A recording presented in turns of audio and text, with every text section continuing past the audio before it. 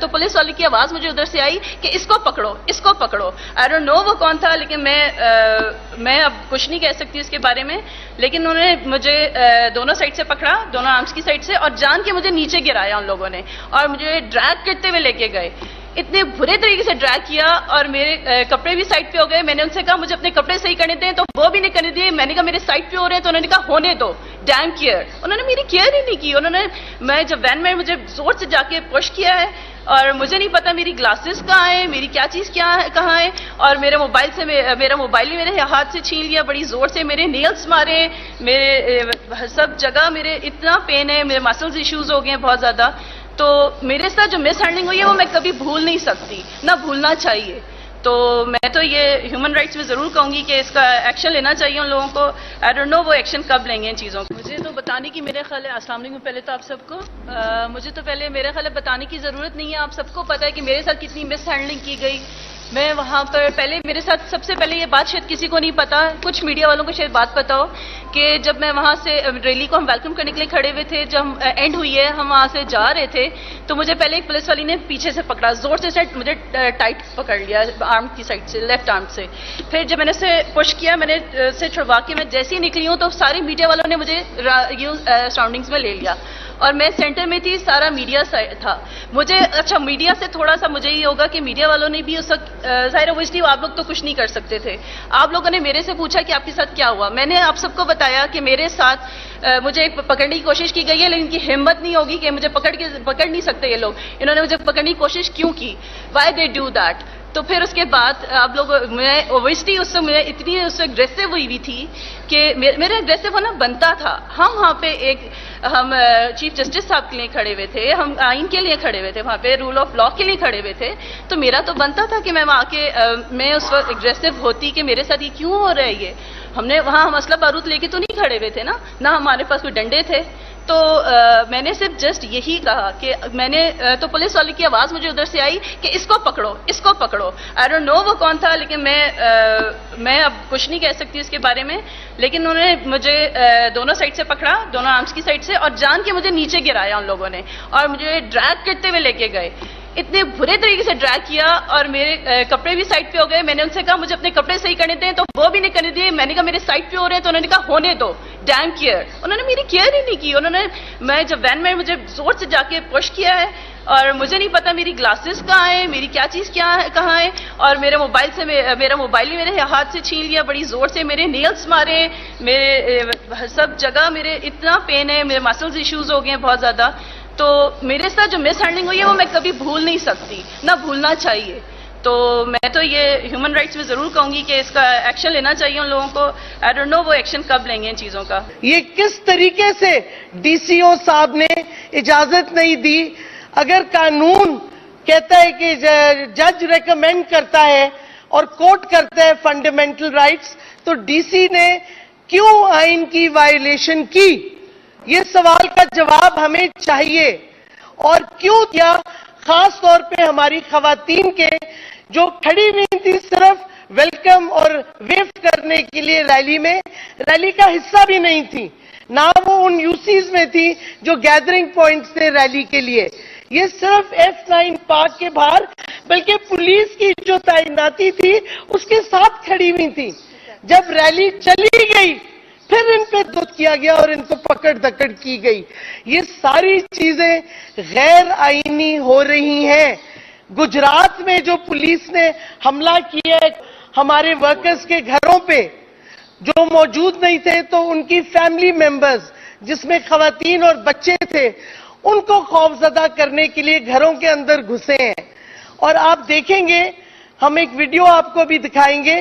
تو I am calling on all international human rights organizations, خدا کے واسطے, for heaven's sakes, we are members of the UN.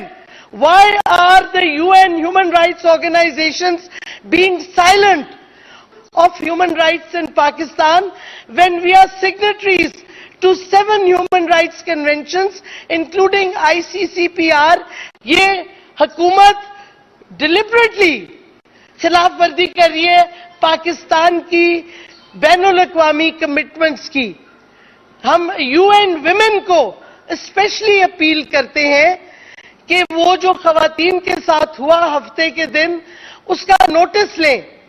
We want the UN women to take notice being done by the police in Islamabad against our women, specifically the way that they manhandled the women on Saturday after our rally had ended, and these women who were actually standing out on the roadside to welcome the rally. They were not part of the rally, let me reiterate that. So اس واسطے ہم سمجھتے ہیں بہت ہو گئی ہے, enough is enough. یہ جو سارے ریاست ہے اور جو یہ حکومت ہے یہ فیشزم کر رہی ہے, جنگل کے قوانین ہو رہے ہیں اس وقت, کوئی رول آف لا نہیں ہے اور ملک کی تباہی ہو رہی ہے. بس بہت ہو گیا, ہم چپ نہیں رہیں گے. آپ سمجھتے ہیں ہمارے لوگوں کو آپ اریسٹ کریں, شیم ایف آئی آرز ان پہ کریں, آپ ان کو ابڈکٹ کریں اور ہم چپ کر جائیں گے؟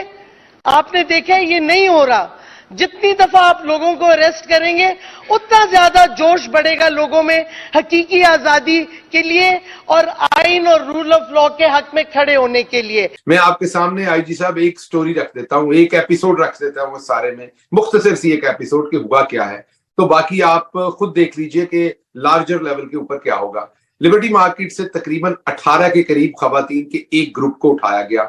اٹھاتے ہوئے انہیں مارا گیا, زدو کو کیا گیا, ان کے کپڑے پھاڑے گئے, انہیں تھپڑ مارے گئے, ان میں سے کافی ساری خواتین کے کپڑے پھٹ گئے. آدھی ننگی وہ خواتین جو ہے انہیں ایک پریزن وین کے اندر پھینک دیا گیا. وین چلنے سے پہلے خواتین نے نوٹس کیا کیونکہ ایک بچی جو پریگننٹ تھی اس کی ساس جو ہے وہ بھی اسی گاڑی کے اندر تھی. اس کی ساس نے شور مچایا کہ میری بہو پریگننٹ ہے, اس کو بھی اٹھا لیا گیا ہے. تو دوسری تمام خواتین نے بیچاریوں نے منت, سماجت, زور, زبردستی جو بھی کر سکتی تھی وہ کر کے تو اس کو پریزن وین کے آگے سے جو آگے کھڑا تھا بندہ اس کو ہٹا کے دھکا دیا.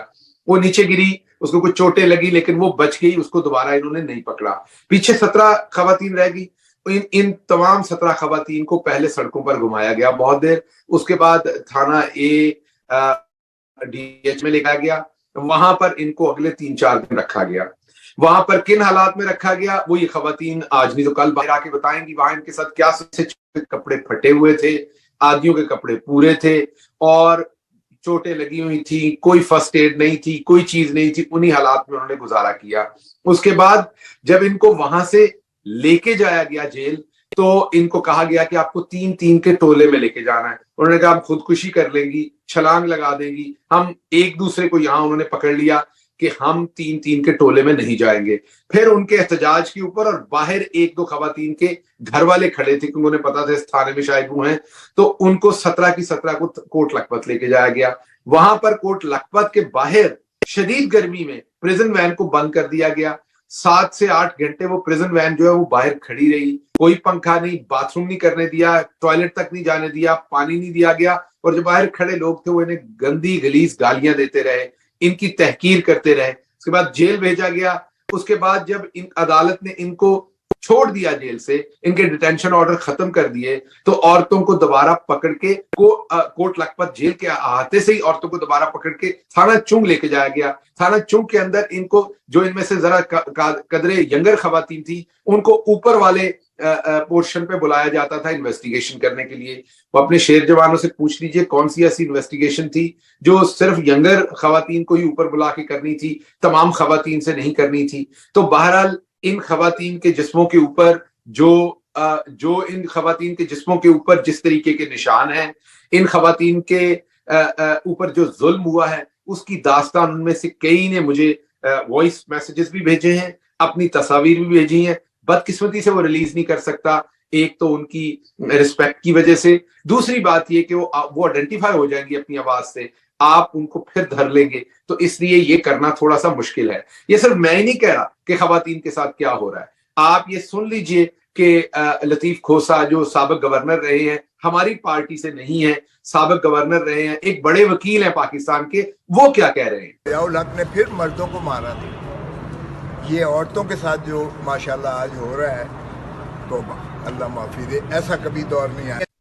تو لطیف کھوسا بھی یہی کہہ رہے ہیں کہ اس طرح کا کبھی سلوک جو ہے وہ خواتین کے ساتھ آج تک نہیں ہوا. جن ضیاء کے ماشاءاللہ میں بھی اس طرح کا سلوک نہیں ہوا, تب صرف مردوں کو مارا جاتا تھا. تو خواتین کے ساتھ یہ والا جو سلوک ہے وہ نہیں ہوا. اب میں اگلی سٹوری کی طرف آتا ہوں کوئکلی, ٹائم ہمارے پاس شارٹ ہے. اگلی سٹوری ہے کہ عمران خان صاحب کی جو سیکیورٹی ہیڈ ہے کرنل عاصم, وہ اغوا ہیں, ان کا کسی کو پتا نہیں ہے. میں جب چیف آف سٹاف تھا تو کرنل عاصم کو اسی ٹائم ٹریک کر لیا گیا تھا. میں جب چیف آف سٹاف تھا تو کرنل عاصم کو کچھ اداروں نے ٹریک کر کے یہ کہا تھا کہ ان کو عمران خان کو کون ملنے آتا ہے, کب ملنے آتا ہے, کتنے لوگ ملتے ہیں, کیا کیا ایکٹیویٹی ہوتی ہے, اس تمام کی ہمیں رپورٹ دیں. وہ کیونکہ وہ سیکیورٹی چیف تھے اور وہ میری ٹیم کا حصہ تھے, اور انہوں نے آ کے مجھے رپورٹ کیا اور میرے سے پوچھا کہ ان کے لیے کیا آرڈر ہے, کیا وہ یہ ساری انفارمیشن دیں یا نہ دیں. تو میں ہنس پڑا, میں نے کہا کہ اس انفارمیشن سے کسی اور کا کیا لینا دینا ہے, اس سے تو ہماری پرائیویسی خراب ہوتی ہے. تو آپ ان کو واپس یہ پوچھ لیجئے کہ جو آپ کے کام کی انفارمیشن ہے, کیونکہ ہم کوئی ایسا کام تو نہیں کر رہے کہ جو قانون کے خلاف ہے, تو وہ آپ ہم سے پوچھ لیجئے. لیکن یہ کہ کون ملنے آتا ہے, کتنے لوگ ملنے آتے ہیں, کب کب ملنے آتے ہیں, کیوں ملنے آتے ہیں, یہ انفارمیشن شاید جو ہے یہ مناسب نہیں ہے. اس کی وجہ یہ ہے کہ یہ ہمارا پارٹی کا انٹرنل معاملہ ہے کہ خان صاحب کس لیڈر سے کتنی دیر ملتے ہیں اور کیا بات ہوتی ہے. تو ان کے خیال میں یہ تھا کہ ان کے پاس یہ ساری انفارمیشن ہوتی ہوگی کہ اندر کیا بات ہوتی ہے. اب اندر تو میں بھی نہیں جاتا تھا, اور اسی لیے نہیں جاتا تھا کہ when you have more information تو پھر آپ کو وہ دینی بھی پڑتی ہے کہیں نہ کہیں. مین یا آپ کو پکڑ کے زبردستی لی جاتی ہے آپ کی ٹھکائی کر کے, یا آپ کو پریشر ڈال کے لی جاتی ہے. تو بہتر ہوتا ہے بہت دفعہ کہ آپ زیادہ انفارمیشن اپنے پاس رکھیں ہی نہ. تو اسی لیے جو کرنل عاصم تھے ان کو بھی ہم نے تھوڑا سا اس جگہ سے ان کو کہا کہ جو بالکل کلوز سرکل ہے اس سے آپ بھی ذرا تھوڑا سا اس سائڈ پہ ہو جائیں, تاکہ آپ کے پاس زیادہ نہ انفارمیشن آئے, نہ آپ پہ پریشر ڈالا جائے. تو وہ ٹریک میں بہت دیر سے تھے, ان کے اوپر پریشر بہت دیر سے تھا, ان کو تنگ بہت دیر سے کیا جا رہا تھا. اب انہیں ابڈکٹ کر لیا گیا ہے, گاڑیاں خان صاحب کی چھین لی گئی ہیں. لارجر گیم پلان میں نے آپ کو کل بتا دیا تھا, لارجر گیم پلان یہی ہے کہ عمران خان کو ہر صورت نااہل کرنا ہے. اس کے لیے ایک سائڈ یہ سوچی جا رہی ہے کہ انہیں ملٹری کورٹ کے تھرو ٹرائی کر کے, جو کور کمانڈر ہاؤس ہے اس کے تھرو ٹرائی کر کے انہیں فارغ کیا جائے اور ان کے خلاف بیانات لیے جائیں. یہ میں نے کئی دن پہلے سے آپ کے سامنے رکھا کہ یہ سارے پلان بنائے جا رہے ہیں, ایگزیکیوشن کسی ایک کی ہونی ہے.